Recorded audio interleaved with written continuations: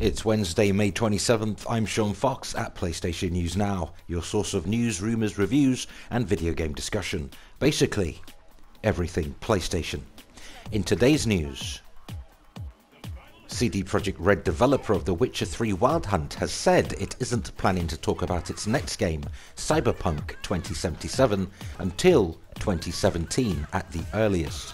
Speaking to Reuters, CD Projekt Red's CEO Adam Sasinski said he expects Cyberpunk 2077 to be a bigger commercial success than The Witcher 3, and added that the company doesn't plan to offer more information on the game for a while yet. Cyberpunk 2077 was announced in October 2012 and believed to be developed by a separate team within the CD Projekt Red outfit. Cyberpunk puts players into a dark future in the year 2077. Of course, where advanced technologies have become both the salvation and the curse of humanity. The game will offer a non-linear story designed for mature players and is set in the metropolis of Night City. It will also have a sandbox element and some form of multiplayer, though CD Projekt Red stresses that the Cyberpunk 2077 is a true RPG and definitely not a multiplayer shooter. Although platforms for Cyberpunk 2077 have not yet been announced, the studio has said it will probably come to Xbox One, PlayStation 4 and PC. A release date has not yet been announced. And the rumours just to keep on coming for E3 2015, and so are the video game announcements.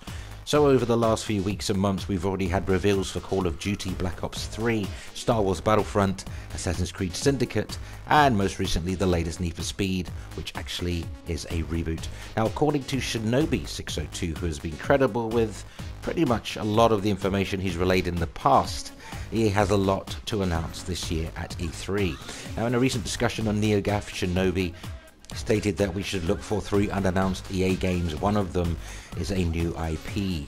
A NeoGAF user later asked Shinobi, does this include Mass Effect, BioWare's new IP and Criterion's game, because technically those were announced last E3. To which Shinobi replied, I'm not saying these are the games, but those are technically unannounced officially.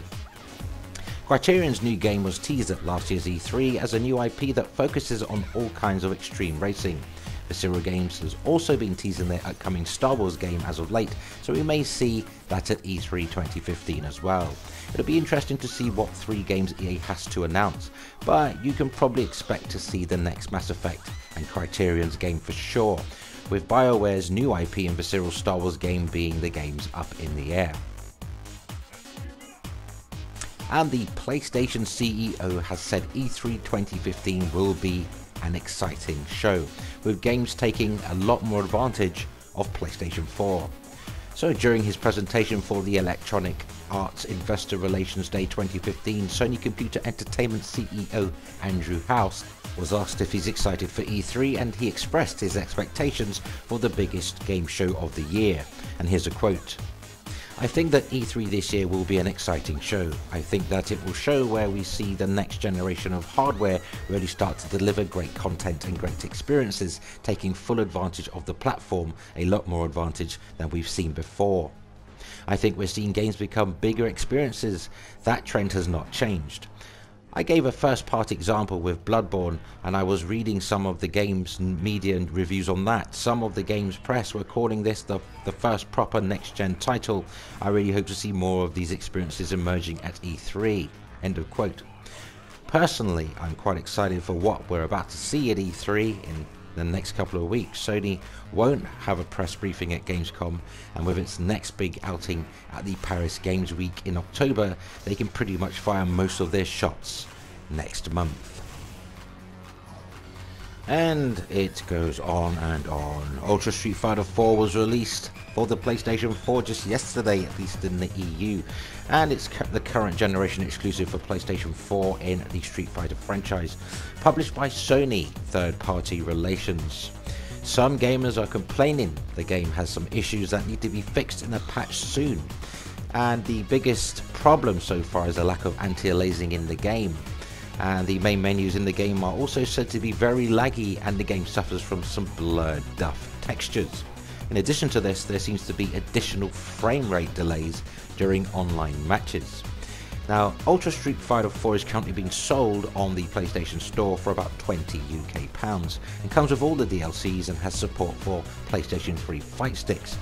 But here's the thing, I've read plenty of comments regarding this, well, at least in my opinion, non-issue, and most of the whiny comments are coming from non-PlayStation 4 owners. Sadly, it seems to be a trend for these people to scrutinize every PlayStation 4 game that isn't coming to competing systems. Capcom did not handle the port. Sony outsourced the port to a third-party developer named Other Ocean. True that Ocean have had bad track record with ports such as Mortal Kombat Trilogy, for example, but still I have yet to notice any of the aforementioned problems to the degree that has been mentioned, and seems to be completely blown out of proportion. So is this just sour grapes? Are those who won't see a current gen port of Ultra Street Fighter 4 nor Street Fighter 5 just lemon, i.e. bitter? Let us know your experiences with Ultra Street Fighter 4 in the comments. Ultra Street Fighter 4 will officially be used by Capcom Pro Tour, so I can see this being worked on and patched as soon as possible if it is indeed a serious problem. Those Star Ocean fans who were wondering if the Star Ocean 5 would see a European release, well, fret no more, because Square Enix has trademarked Integrity and Faithlessness, which is Star Ocean 5 in Europe. Prior to the trademark, Square Enix was yet to announce Star Ocean 5 Integrity and Faithlessness for Western markets, but apparently it is coming. So, Star Ocean 5, PlayStation 3, PlayStation 4, European region. And the 1.3 version of The Witcher 3 Wild Hunt is now available on PlayStation 4, adding more visual effects. Apparently fixes a lot of issues such as a more stable frame rate, cutscene lag, and various other bug fixes. For the full list, simply highlight The Witcher 3 in the menu on your PlayStation 4 and press options, then check the update history and scroll through. You can check every little bit of work that has been done in the patch. CD Projekt Red will be constantly refining their game, so expect several patches throughout the summer and indeed the rest of the year. Which brings us to the end of today's news video. If you enjoyed this video, please poke the like button and help PlayStation News Now reach more PlayStation fans by sharing our videos. Comment on any aspect of the video and follow PlayStation News Now via Twitter at PlayStation News Now. Show support for the channel simply by hitting subscribe for all your PlayStation news in one place. You already know where it's at. Until next time, thanks for watching.